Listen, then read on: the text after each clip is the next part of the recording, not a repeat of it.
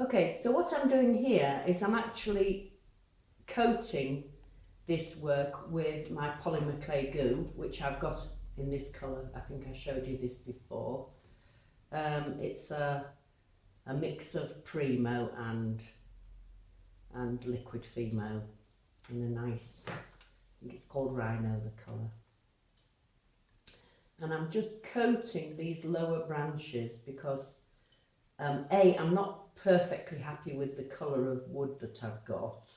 Looking at my own little lemon tree, which is just sitting to my right as I'm doing this video. I can just turn my head and see my tree there. Because this is a liquid, oh, I've just broken a branch off.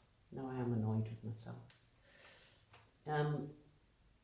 As this is a liquid, a semi-liquid material, it will still show the previous colour through, and I'm hoping that the mix of the two colours will give me the colour that I want. This is rather thick.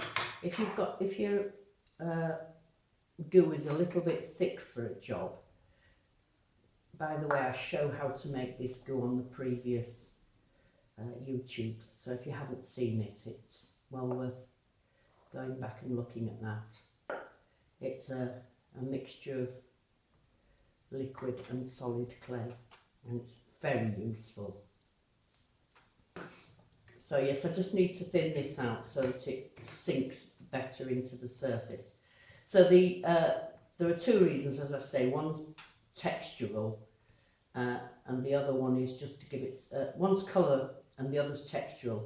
And now I've thought of a third reason, and that is to give it a bit of extra strength, because this wood fill filament, although it's easy to sand and cut and carve, etc., it's not as strong, as you saw by the fact that I broke that off. It's not quite as strong as I'd like, so sometimes little bits can break off, and a little bit of liquid Fimo will hold that on better, or rather liquid plus solid, a mixture of the two will help to strengthen it.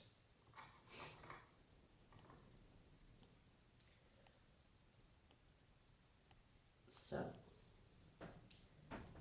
just take this as far up as you can, but when you get towards there only being one filament, it's a little bit more difficult to add, and you'll certainly need a thinner mixture if you're going to add it to that, because otherwise you're going to break it.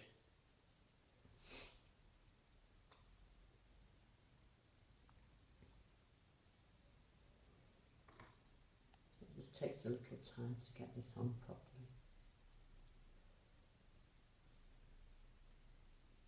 Broken another bit off there.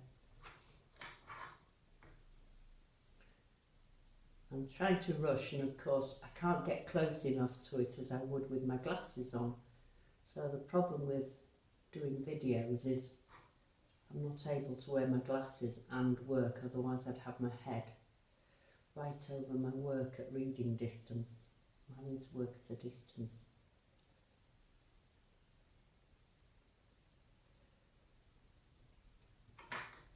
So I'm inclined to make you a bit clumsier.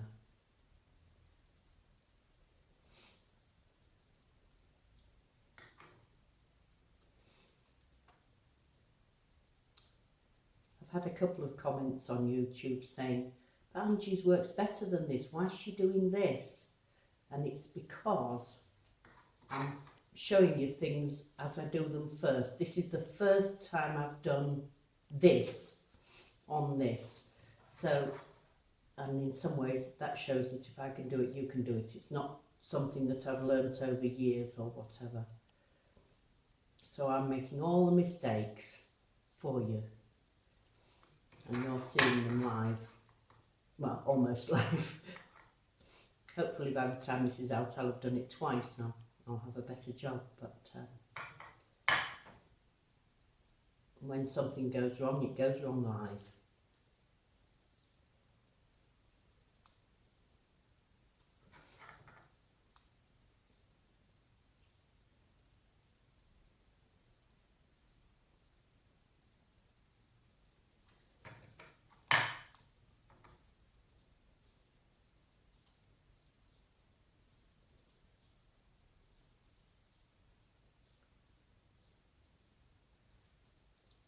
And I guess if you sit there and say, well, I could do better than that, that's a good thing, not a bad thing.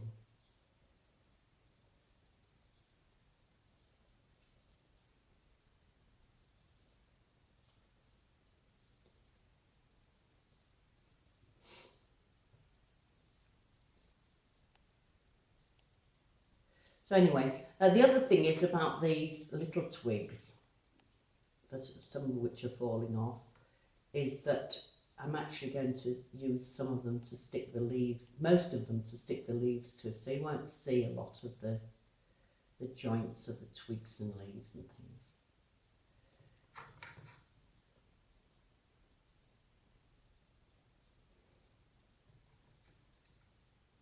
I did put a little bit more work into the tree before I started filming again. As you can see, I put some extra branches in,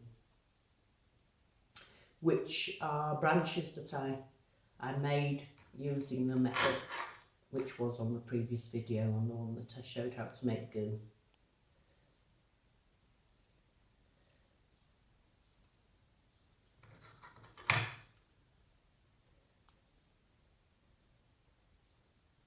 Right, well, I'm not going to spend any more time doing that because otherwise I'll never get this video finished. Just do that little bit. And then I'm just going to put this down and walk out to my oven where I've prepared some flowers, etc. Some flowers and lemons. Just before I do go though, I'll just mention to anybody who doesn't know this that citrus trees are one of the few trees that has their fruit and their flowers on at the same time. So the fruit from last year is often still hanging on the trees when the flowers for this year are on the tree as well, which makes them very beautiful in springtime. My lemon tree has just finally had the last of its lemons taken off, but it's in full flower at the moment. So there was a time when, yeah, just a couple of weeks ago, when it had flowers and fruit at the same time, and I do like that. Right.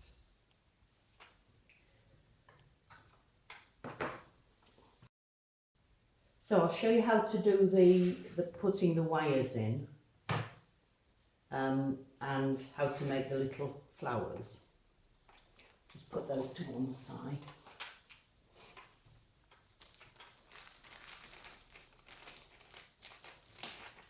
I've pre-made the lemons, and then this is what I was worried about. I remembered that I haven't brought my drill down. But what I have done is I've already pre-drilled this one, so that's okay, I can do this one instead. And I've got some of the green goo.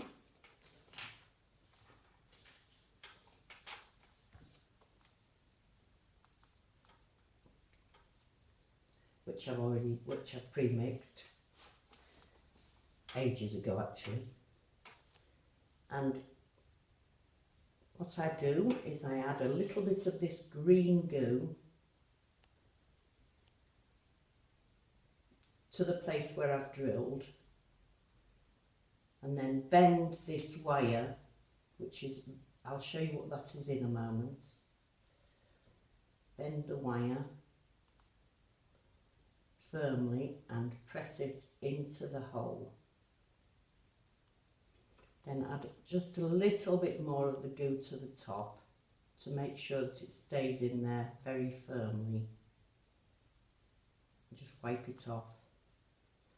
We'll see how firmly it is when I come to putting them on. But that should stay in there quite firmly when you put it on the tree.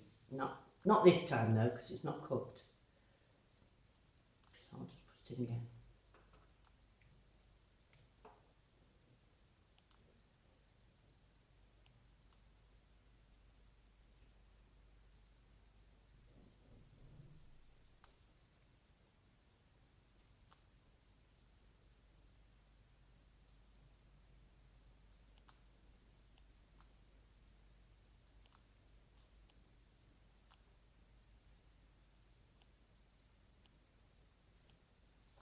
So there, that's the wire into that one, and then that will be baked.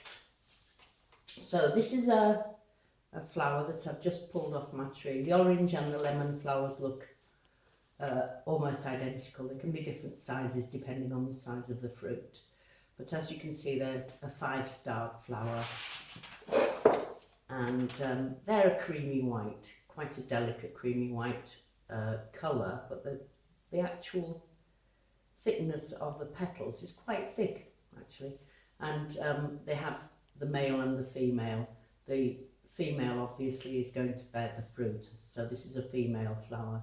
The male flower doesn't have this pistil in the middle, this thing to collect the pollen. But I think at 12 scale you aren't going to notice the difference. Right, so I've shown this on YouTube before. This is my little calyx mould, and I use it for making very small flowers.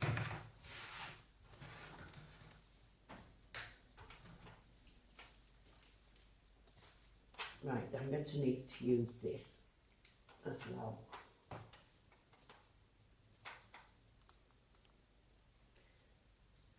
So, firstly, I've made a very light green mix. I want this to almost disappear completely when I put the flowers on the tree. So I'm putting a little bit of that in there. I've shown it before. So I'm going to rush through this. And just popping the petals on. Obviously I can't do an odd number if I'm doing them like this, so I can't really do a five petal, so I have to sort of cheat. So typically that hasn't worked.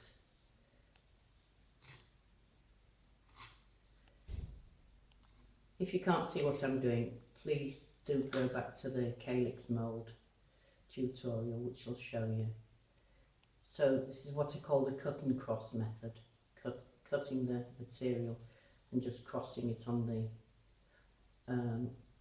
the mould to make the flower. So I've cut that one in half just by pressing it. So I have got a 5-point flower. Can't see what I'm doing here though, so it doesn't really matter. Right, and then I want to put a tiny little bit of green in the middle. So I've just rolled a little bit of green and I'm just popping it in the middle. Not taking too much time over it because it's such a tiny little flower, people will hardly notice it. They'll just know that they'll just see that it's there. The way to get this out of the mould is just simply to roll it upside down until it comes free of the mould, and then you can use your cocktail stick or whatever you're using just to bring it out of the mould.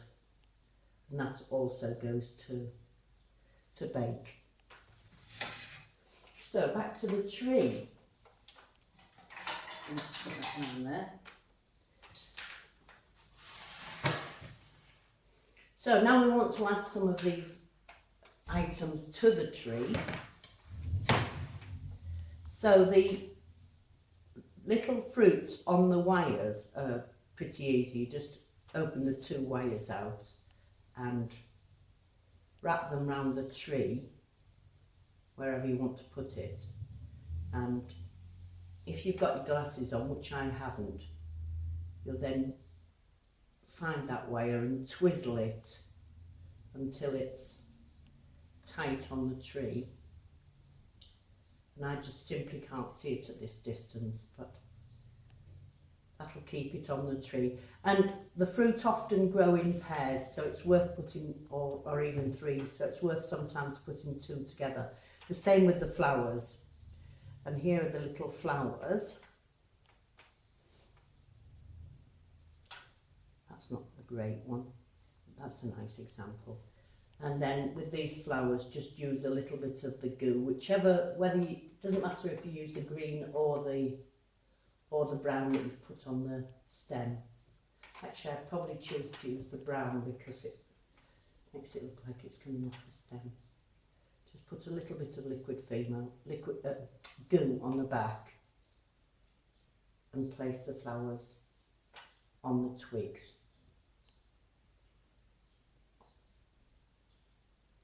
Oh, I just remembered something important. So the deliberate mistake was putting those on at this stage.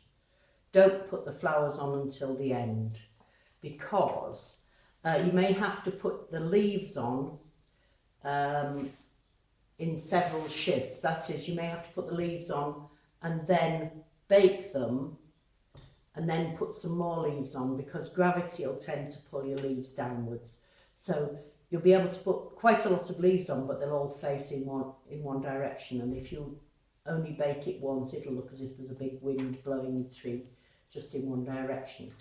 I'm using my citrus leaf packs, which I've made a larger pack now for makers, and it's got leaves of various different hues, because the darker leaves are the older leaves and these lighter ones are for the tips of the branches. So of course we should be putting the leaves on first. Silly me forgetting that.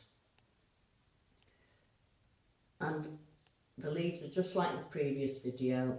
It's just a little bit of goo on the leaf, and then I add the leaf to the stem of whatever plant you're putting on. And remember, the darker leaves towards the inner part of the tree and the lighter ones towards the tips. So I would start putting on the dark leaves first. The very dark ones are quite low down and far in. And this is going to take absolutely ages. Probably you should put aside a day to decorate a tree like this. This is not going to be half an hour's work. So I'll just put a few more on, and then the next thing you'll see will be a finished shot with all these lovely leaves on, and the fruit and the flowers. And I hope that it will look quite a bit like my lemon tree.